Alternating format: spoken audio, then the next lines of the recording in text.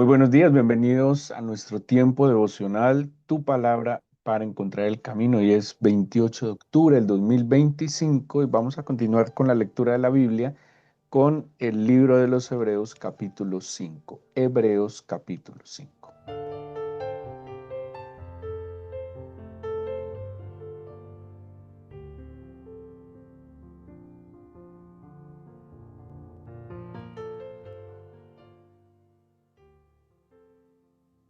Bueno, el libro de Hebreos es libro o carta, también se le conoce como una carta universal a los hebreos. Es sin duda alguna uno de los tratados teológicos más em, particulares que tiene el Nuevo Testamento. ¿Por qué algunos comentaristas no lo tienen como una carta? Porque no tiene la estructura que generalmente tienen las cartas de la época. Algunos se lo han atribuido a San Pablo. Este es un escrito anónimo. Otros han dicho que posiblemente fueron algunos de los otros misioneros como fue Apolos o Bernabé. Incluso algunos han dicho que posiblemente Priscila pudo haber escrito este libro a los hebreos. Lo que sí sabemos es que quien lo escribió tiene un profundo conocimiento del Antiguo Testamento, que quien lo escribió se lo está dirigiendo a personas que sin duda alguna tenían un claro conocimiento del Antiguo Testamento. O sea, está escrito seguramente, por eso se ha denominado como a los hebreos, porque son los hebreos los que conocerían, tendrían conocimiento del Antiguo Testamento. Acordémonos que la iglesia, en la medida en que va creciendo, la iglesia originalmente son hebreos, son judíos. Bueno, los hebreos se han identificado a través de la historia por diferentes términos: israelitas, hebreos por el lenguaje. Por ejemplo, cuando ellos estaban en Egipto, se les conocía como hebreos por su lengua. En otro momento se les llamó israelitas porque así su patriarca Israel, y cuando fueron atacados y esparcidos, solo prevaleció la tribu de Judá en mayoría, y se establecieron en Judea y por eso se les llamó también judíos, ¿sí? Así que esta carta es dirigida a personas de origen judío, israelita, de lengua hebrea, em, que tenían conocimiento del Antiguo Testamento, pero ahora, ¿de dónde se deduce? Por el contenido, porque tampoco es que diga como las cartas claramente un destinatario, tampoco aclara un remitente, y algunos ven algunos rasgos paulinos como para decir que es un escrito de Pablo, pero algunos ven otras características que posiblemente no tengan que ver con el apóstol. El caso es que el libro tiene una profundidad extraordinaria, como les dije. Toma unos elementos muy importantes del Antiguo Testamento y los reinterpreta a la luz de las profecías mesiánicas y de la vida misma del Señor Jesús. Es un libro que, para entenderlo, hay que ir al Antiguo Testamento, hay que tener una comprensión del Antiguo Testamento, y es un libro muy revelador de lo que se llama en la teología la cristología. Sí, la cristología es, digámoslo así, como la rama de la teología sistemática que se enfoca en el carácter de Cristo, en sus diferentes, digámoslo así, facetas que tiene Jesucristo. Se ve a la luz del Antiguo Testamento en las profecías que tienen que ver con esta figura mesiánica. Hay tres figuras principales en el Antiguo Testamento, o prefiguras principales en el Antiguo Testamento acerca de Jesucristo. Tiene que ver con las profecías de Daniel, que Daniel hablaba, por ejemplo, del Hijo de Dios o el Hijo del Hombre como un ser divino. Las profecías de Isaías tienen que ver con el siervo sufriente, y profecías también de Isaías y menciones de David, donde el Mesías sería un descendiente davídico, ¿sí? O sea que tendría esa característica del ungido hijo de David, que traería libertad y que pues sería el líder del pueblo de Israel. Pero también, de nuevo, había una imagen de un siervo sufriente y del Hijo del Hombre, que era como esa imagen divina, ¿sí?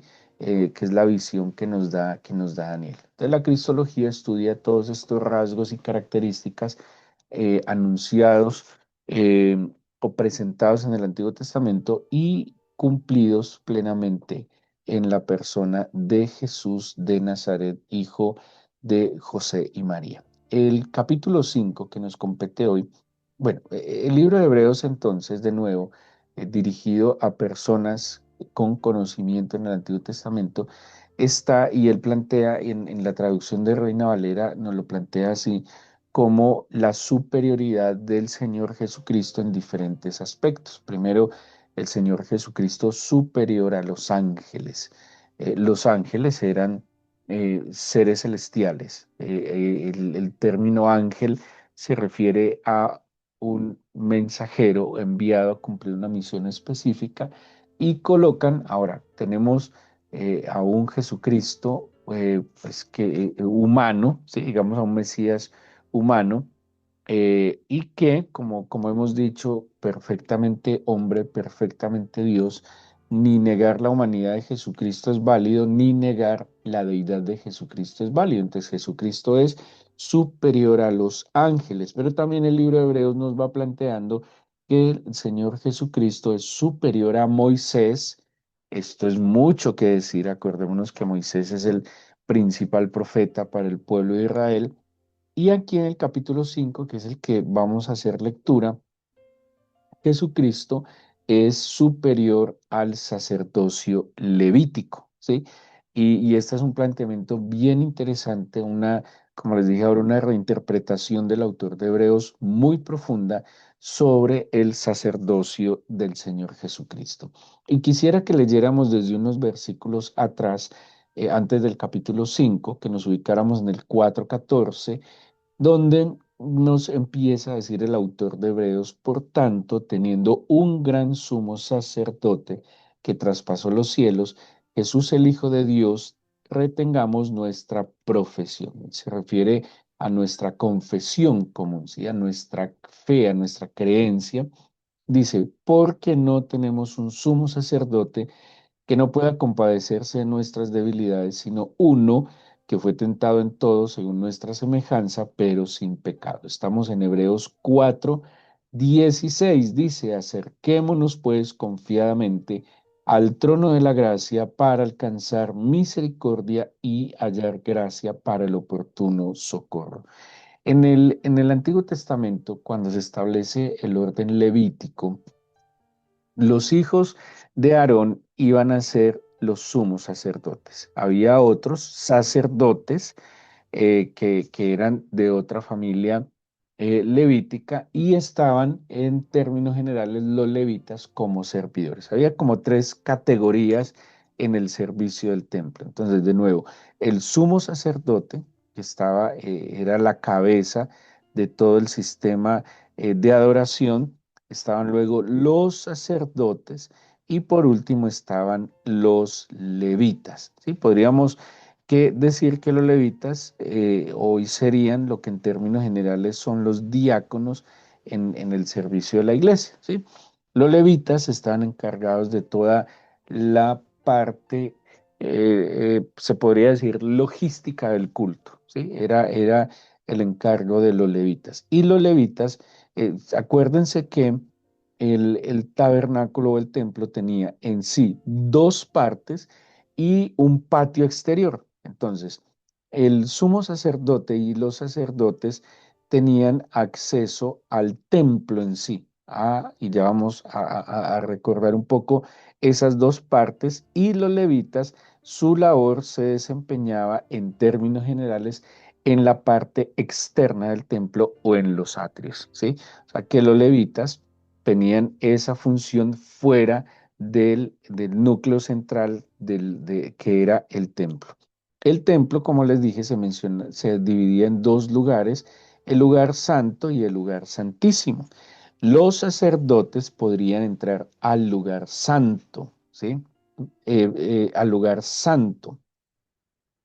y solo el sumo sacerdote podía ingresar al lugar santísimo o también lo llamaban el santo de los santos. ¿Sí? Entonces, el lugar santo que era, en el lugar santo estaba la menorá, que como lo hemos mencionado era el candelabro de los 7 brazos, estaba la mesa de los panes de la proposición y pues aquí en el libro de Hebreos hay una particularidad y es que generalmente en otros textos se ubica el altar del incienso también en este lugar santo, pero en el libro de Hebreos ubica el altar del incienso dentro del lugar santísimo. Entonces, todos los días los sacerdotes debían ver que la lámpara estuviera encendida. Bueno, los sacerdotes también hacían los sacrificios en el altar de bronce, ¿sí? O sea, podrían estar ahí también y tenían que estar pendientes de los panes de la proposición. Y una vez al año, el sumo sacerdote podía ingresar en el día del perdón, el Yom Kippur o día de la expiación, podía entrar al lugar santísimo, que era el lugar santísimo. En el lugar santísimo estaba el arca del pacto. Dentro del arca del pacto estaban las tablas de la ley, la vara de Aarón que reverdeció y una porción de maná. El arca del pacto era no solo el símbolo, ¿sí? No solo era un símbolo, sino que era en sí la manifestación de la presencia de Dios, ¿sí? Entonces, esto lo hemos hablado en otra oportunidad. Esa arca del pacto, que era un cofre de madera bañado en oro, contenía los 3 elementos que representan la presencia del Señor. Entonces, de nuevo, la ley, las tablas de la ley. ¿Qué son las tablas de la ley? La instrucción divina. Estaba la vara de Aarón. ¿Qué significaba o qué representa la vara de Aarón? La autoridad del Señor. ¿Y para qué es la autoridad? Bueno, la autoridad es para proteger y para dirigir, ¿sí? Entonces tenemos instrucción y dirección en el marco de la protección de la autoridad y tenemos el maná que representa la provisión. O sea, la presencia del Señor en la vida del creyente es instrucción, dirección y provisión. Eso es lo que viene de la presencia del Señor y es lo que está representado en el arca del pacto. Entonces, de nuevo, ¿quién podía entrar al lugar santísimo donde reposaba la presencia visible del Señor? Solo el sumo sacerdote una vez al año para el día de la expiación. Ahora imagínense, era un año completo en que el sumo sacerdote ni nadie podía ingresar a este lugar y era buscando el perdón del Señor durante el periodo de un año. ¿Sí? Entonces tengamos en cuenta esa imagen del sumo sacerdote. El sumo sacerdote, hay escritos extrabíblicos donde hablan mucho de la preparación del sumo sacerdote porque él debía ser completamente inmaculado de pecado, porque ante cualquier mancha de pecado, el sumo sacerdote podría morir en la presencia del Señor, ¿sí? Por eso él se apartaba, no recuerdo exactamente cuánto tiempo, pero era un largo tiempo en que él se tenía que preparar. No hay registros históricos ni bíblicos que se hable de algún sumo sacerdote que haya muerto en el lugar santísimo. Murieron los hijos de Aarón cuando ofrecieron una ofrenda que el Señor no demandó, pero no es claro si fue en el lugar santísimo. Ahora bien, ¿qué nos está diciendo Hebreos? Que el Señor Jesús, bueno, entre el lugar santo y el lugar santísimo había un velo, ¿sí? Un velo que describe la Biblia que era del grosor de un palmo, o sea, era un velo bastante grueso, denso y pesado. Hay algo muy particular y es que la única manera de pasar del lugar santo al lugar santísimo era arrastrado, ¿sí? No habría manera de correr este velo, sino que se debían meter por debajo arrastrado. Entonces, eso es muy tenaz porque muestra la humildad con la que el sumo sacerdote debía entrar al lugar santísimo, que era la presencia divina, era la misma presencia del Señor.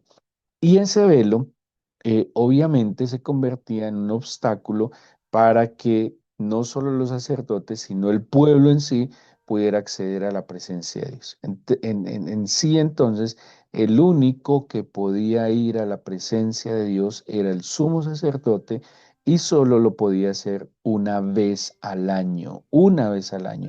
Y si no era agradable el sacrificio y la ofrenda que hacía el sumo sacerdote y la nación, pues obviamente el pueblo estaría un año sin la misericordia, sin el perdón, sin el favor del Señor. Por eso Hebreos dice así, teniendo un gran sumo sacerdote que traspasó los cielos, Jesús, el Hijo de Dios, retengamos nuestra profesión. ¿Por qué? Porque este sumo sacerdote que nos levítico solo podía entrar una vez en el año, pero él tenía que salir. Él no se podía quedar allá intercediendo día a día por el creyente, sino que él solo intercedía durante ese día, el día de la expiación. ¿Qué nos está diciendo el libro de Hebreos? Pero nuestro gran sumo sacerdote, que es superior al sacerdocio de Aarón, el sacerdocio levítico, pues traspasó el velo de los cielos. Acordémonos incluso que cuando Cristo muere, dice que el velo del templo se partió en dos. Esto es muy importante porque físicamente, o sea, lo que pasa en la esfera espiritual se manifiesta físicamente y así como Cristo, a través de su cuerpo maltratado, abrió el camino al Padre en el acceso espiritual, también físicamente en el templo se rasga el velo del templo, quitando el obstáculo que había para acceder directamente a la presencia del Padre, ¿sí? La presencia del Padre era tal que, como les dije, ante cualquier mancha de pecado, pues obviamente el creyente, o en este caso el único que podía entrar, que era el sumo sacerdote, podría perecer, ¿sí? Entonces tenemos aquí una escena muy importante, una explicación muy importante de la obra superior que hace Jesucristo como sacerdote. Luego, ¿qué nos dice? No tenemos un sumo sacerdote que no pueda compadecerse de nuestras debilidades, sino uno que fue tentado en todo según nuestra semejanza, pero sin pecado. La intercesión. La función general del sacerdote es la intercesión. El ser humano tiene un gran problema de memoria, ¿sí? Olvidamos lo bueno y olvidamos lo malo. Y, y hay cosas que, si bien el pecado hay que, el mismo Señor olvida nuestro pecado, ¿sí? Dice, nunca más me acordaré de tus pecados y tus transgresiones. Es bueno que yo me acuerde de mi pecado, pero visto bajo el perdón del Señor, para que pueda comprender y nunca olvide la misericordia que el Señor tuvo conmigo. Y que yo lo que hoy puede hacer en Cristo, no lo fui siempre. Y que en mí actuó la misericordia, la bondad, la paciencia del Señor, para que yo entendiendo eso mismo, pueda mostrarme paciente, misericordioso con los demás. Y que yo pueda, digámoslo en un término moderno, mostrarme empático con la dificultad que tiene el otro, pero también darle a conocer la esperanza de que por más débil o por más pecador que sea o haya sido, ante un genuino arrepentimiento hay perdón y libertad del Señor. Cristo entendía nuestra humanidad, o la entiendes, tenemos que hablar en presente. Cristo padeció lo que nosotros padecemos, fue tentado, claramente lo vemos en los relatos de los evangelios, fue tentado espiritualmente, fue tentado físicamente, fue tentado, digámoslo, psicológicamente. El Señor fue probado en todas las áreas de su ser. El Señor fue humillado, el Señor fue traicionado, el Señor fue eh, injustamente tratado. O sea, si hay alguien que haya vivido injusticias. Y mire que todas estas cosas que estoy mencionando son cosas que hacen parte de nuestra humanidad. Nosotros somos tentados, somos probados en nuestro espíritu, en nuestro cuerpo, en nuestras necesidades físicas, en nuestra alma, en nuestras necesidades emocionales, en nuestras necesidades intelectuales, en nuestras necesidades integrales, somos probados y tentados, igual que el Señor, ¿sí?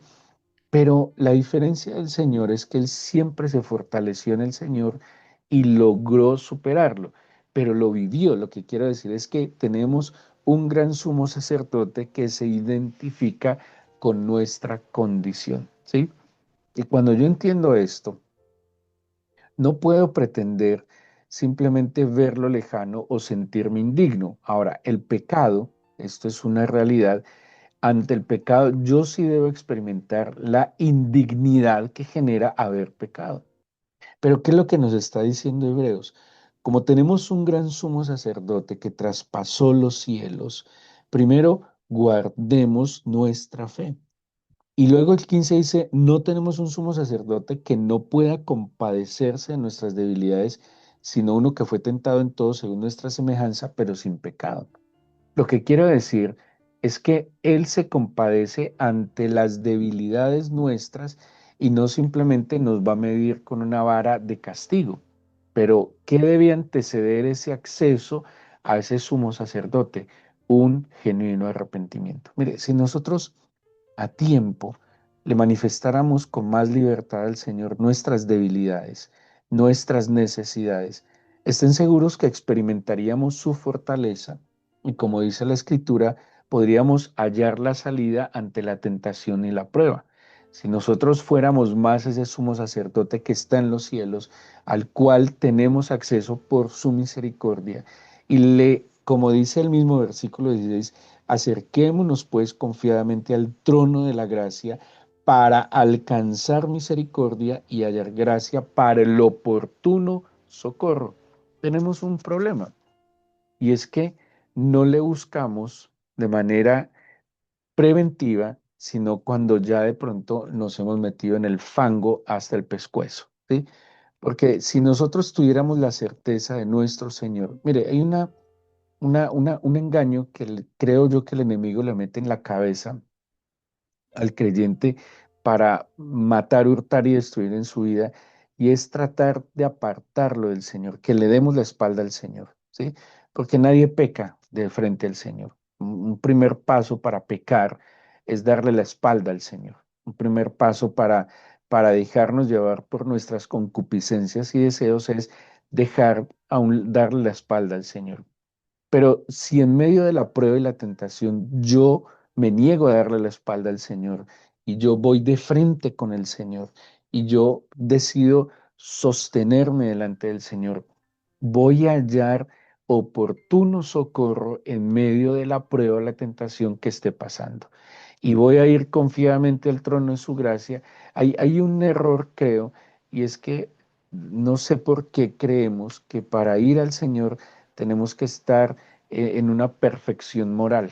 No, para lograr una perfección moral tenemos que ir en medio de nuestras debilidades, de nuestras eh, necesidades, de nuestras dificultades al Señor, porque en Él es donde encontraremos el oportuno socorro. Cuando nosotros caemos, es porque seguro no nos acercamos confiadamente al trono de la gracia y no hallamos ese oportuno socorro. Y a veces es tarde. Ahora, es mejor tarde, decían los abuelos, que nunca. Sí, listo, ya. No hallé el oportuno socorro porque no lo busqué. Pero siempre el Señor estará dispuesto para aquellos hijos, para aquellos pecadores que somos todos nosotros, genuinamente arrepentidos que volvemos a su corazón. Y entendiendo que Él se compadece, que Él entiende nuestras luchas, pero así como Él entiende nuestras luchas, Él también sabe que hay una salida, porque Él lo demostró. Una cosa es que se hubiera quedado, digamos, en el concepto, en la teoría, pero es que Él lo vivió. Él vivió y padeció lo que nosotros padecemos, pero salió victorioso en medio de todo el padecimiento y es lo que Él hoy quiere hacer en el creyente, que todos de su mano, muriendo a nuestro ego, dándole la oportunidad que Él domine en nuestro corazón, salgamos victoriosos. Y eso es lo que Pablo le escribe a los romanos, en Cristo, y lo aclara, en Cristo somos más que vencedores. Porque aquel que padeció por nosotros, aquel que vivió y experimentó nuestra humanidad, salió victorioso por el sufrimiento en la obediencia. Ah, porque viene algo más adelante, y es que Cristo, como siervo sufriente, aprendió, o más bien, más que aprendió, porque pues él no tuvo que haber aprendido eso, él manifestó la obediencia en el sufrimiento. ¿Obedecer implica un sufrimiento? Claro que sí, porque el obedecer muchas veces nos implica negarnos a nuestros deseos, pasiones, a lo que consideramos que necesitamos, porque obedecer va a implicar muchas veces no ser muy populares ni queridos por el mundo. Pero Cristo padeció, dice la Biblia, padeció, sufrió para hacerse plenamente obediente. Y aquí es lo que nos está enseñando el Señor. Nos podemos acercar confiadamente a Él como nuestro gran sumo sacerdote, pero también entendamos que tiene que haber una decisión en nuestra vida y es por quién me la juego. Y yo debería jugármela por aquel que murió por mí, que me amó eternamente, que me perdonó y que tiene una vida diferente, una vida especial para nosotros, una vida que no tiene manera de verse a través de los ojos de los esquemas del mundo. Es una vida que va más allá del bienestar, porque es la misma vida eterna que el Señor nos está proponiendo. Así que Pablo, perdón, el autor de Hebreos, que de verdad no sabemos quién lo escribió, nos está desafiando desde una experiencia que estos hombres entienden de un sistema cúltico que les implicaba sacrificios, rituales, que no era perfecto, porque el único sacerdocio perfecto era el de Cristo y el único sacrificio perfecto era el del Cordero de Dios que quita el pecado del mundo. Y quedémonos con esto. El tiempo no nos da para detallar algunas otras cosas con el versículo 16. Acerquémonos, pues, confiadamente al trono de la gracia. ¿Para qué? Para que alcancemos misericordia y para que hallemos gracia para el oportuno socorro. En verdad que el caminar con Cristo, claro que implica un proceso de corrección, porque caminamos mucho tiempo sin el Señor, porque caminamos mucho tiempo determinados por nuestro ego y por lo que otros determinaron en nuestra vida. Y hay mucho que corregir. Todos hemos pecado y hemos cometido algunos pecados horribles, pero todo tiene perdón en el Señor. Pero también, y es en donde debemos ser sabios, inteligentes y sensatos, también hay que prevenir hacia adelante. Y por eso busquémoslo, por eso acerquémonos a ese trono de la gracia para que hallemos ese oportuno socorro. Usted puede acercarse confiadamente al Señor a decirle lo que siente, lo que cree que necesita, sus deseos, sus pasiones, sus dificultades, sus dolores, sus angustias, absolutamente todo. Mire, mm, muchas veces por un dolor, para poner un ejemplo sencillo, un dolor mal procesado, ¿sí? Duelo, dolor, pérdida mal procesado, puede generar problemas espirituales muy profundos. Y a veces muchos queriendo, no sé, como acallar el dolor, disimular el dolor, ocultar el dolor, no lo trata debidamente con el Señor. Y esos dolores, esos duelos maltratados, sin la compañía del Espíritu del Señor, que es el consolador, pues obviamente puede abrir puertas muy peligrosas a nuestra vida que nos van a llevar a una influencia espiritual negativa que puede generar depresión, ansiedad u otras cosas. Y por eso nosotros tenemos un gran sumo sacerdote que se compadece, que cuando usted se arrodilla y va y le busca y le dice que tiene ira, que tiene dolor, que siente la pena de la injusticia, o que simplemente tiene un deseo que desborda su cuerpo, crean que Él los escucha, que Él les entiende y que Él va a darles ayuda oportuna. Pero hay que hacerlo primero con un genuino arrepentimiento Y segundo, hay que hacerlo con la confianza y la certeza que Él está allí, que eso lo va a decir Hebreos más adelante. Es necesario que todo aquel que se acerque a Él crea que le hay y que Él galardona a los que le buscan. Y tenemos que tener esa certeza. El Señor no está puesto en nuestra vida para acallar nuestra conciencia. El Señor ha venido, el Señor murió por nosotros para darnos la oportunidad de vivir diferente en victoria sobre el pecado, sobre la muerte, sobre la maldad, sobre la enfermedad, sobre la mentira y sobre el engaño. Así que con toda confianza, cada uno de nosotros tenemos un gran sumo sacerdote que nos comprende, que nos entiende y que nos quiere liberar, que nos quiere sanar y que quiere cumplir en nosotros un propósito que el Padre tiene con cada uno de nosotros. El libro de Hebreos es un libro no sencillo de entender. De nuevo, hay que tener claridad del sistema cúltico del Antiguo Testamento, pero sin duda alguna nos da una exposición extraordinaria de una obra perfecta en Cristo Jesús, nuestro Señor, nuestro Salvador, aquel que es el camino. Por eso es el camino, por eso dice, nadie venía al Padre sino por mí. El único que quitó el obstáculo para llegar al Padre es Jesucristo. Mucha gente dice, todos los caminos llevan a Dios. Mentira, eso no es verdad. Solo Jesucristo dijo, yo soy el camino, yo soy la verdad y yo soy la vida. Hay muchas pseudo verdades, pero solo hay una verdad que es Jesucristo y solo hay una vida que es Jesucristo. Y Él lo ha ofrecido a cada uno de nosotros porque nos ama. Y yo creo que deberíamos reaccionar de mejor manera a ese amor eterno y aceptar con humildad ese ofrecimiento que Él nos da de que caminemos con Él y caminemos en Él. En esta mañana, Señor Dios Todopoderoso, Emanuel, Dios con nosotros, te agradecemos porque sabemos que contamos contigo. Porque como dice el salmista, ¿quién tengo yo en los cielos sino a ti? Pero también sé que estás conmigo a través de tu Espíritu. Hoy te presento mi vida y te pido que me ayudes, me enseñes a acercarme a ese trono de la gracia para alcanzar misericordia y hallar gracia en ti para el oportuno socorro.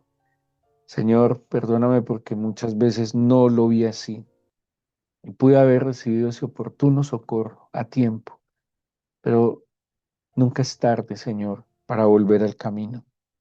Nunca es tarde para tomar las decisiones que debo tomar, que me acerquen a ti y no que me alejen de ti. Yo te presento mi corazón y te pido que lo fortalezcas por tu espíritu.